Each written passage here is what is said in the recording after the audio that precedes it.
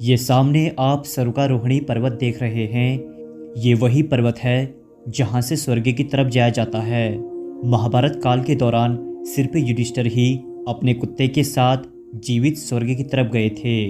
ये स्वर्गारोहणी पर्वत कैलाश पर्वत की तरह अजेय है, यानी आज तक कोई यहाँ पहुँच नहीं पाया है। जहाँ से स्वर्गारोहणी पर्वत दिखना शुरू हो जाता है, वहाँ से प्रकृति का सौंदर्य बिल्कुल बदल जाता है।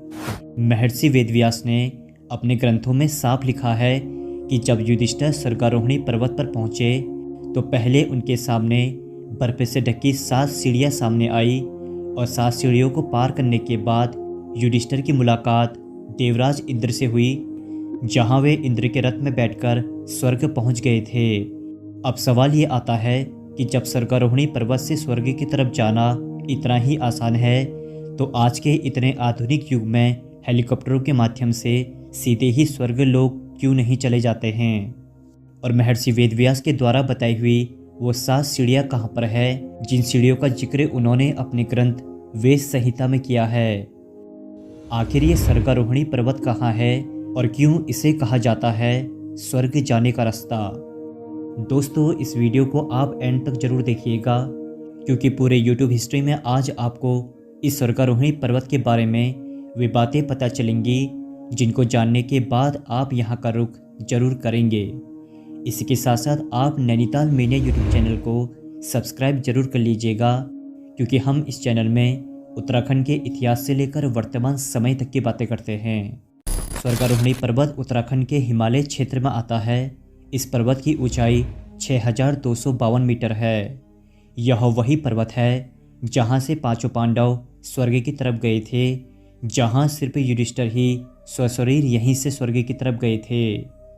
स्वर्गारोहणी पर्वत जाने के लिए आपको उत्तराखंड के गंगोत्री यमुनोत्री मार्ग से होते हुए सतोपंथ झील से गुजरना पड़ेगा। सतोपंथ झील यानी सत्य का रास्ता। यह झील जितनी रहस्यमयी है उतनी ही रहस्यमयी इसकी आकृति भी है। अभी तक आपने गोल या फिर लंबी आकार की झील को देखा होगा, मगर सतोपंथ झील का आकार तिकोना है। मान्यता है कि यहाँ एकादशी के दौरान ब्रह्मा, विष्णु और महेश अपने दर्शन देते हैं और इसी सत्य की झील में स्नान करते हैं। कहा जाता है कि जब 5 पांडव स्वर्ग की तरफ जा रहे थे तो एक एक करके उनकी मृत्यु हो रही थी। तब 5 पांडवों में से सिर्फ भीम और युधिष्ठिर ही बचे थे, जहाँ भीम की मृत्यु भी इसी सतोपंथ झील के सामने हुई थी। जैसे कि मैंने अभी आपको बताया कि सतोपंथ झील का मतलब सत्य का रास्ता होता है। इस झील से आगे वो नहीं बढ़ पाता है जिसने अपनी ज़िंदगी में काफ़ी झूठ बोले होते हैं या फिर काफ़ी पाप किया होता है। उसे इस झील से आगे बढ़ने में काफ़ी कठिनाई होती है और बाद में हार मानकर वापस मुड़ जाता है। सतोपंथ झील से कुछ ही दूर आगे बढ़ने पर स्वर्गारोहणी ग्लेशियर सामने दिखने लगता है और यहीं से शुरू होती है आगे बढ़ने वाली समस्याएं।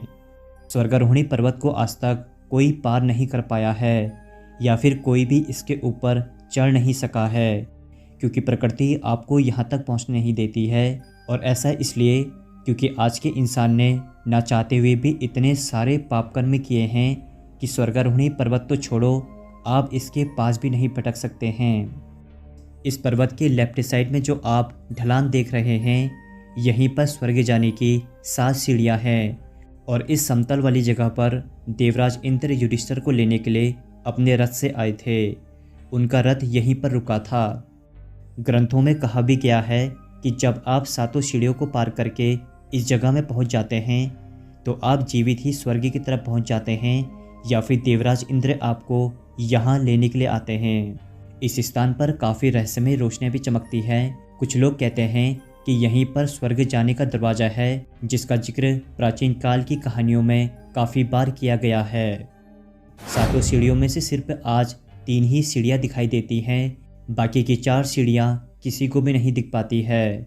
ऐसा इसलिए क्योंकि हम सभी ने अपनी ज़िंदगी में इतने सारे पाप किए हैं कि हमें उन्हीं पापों की वजह से वो 4 सीढ़ियाँ नहीं दिख पाती हैं जहाँ से स्वर्ग पहुँचा जाता है।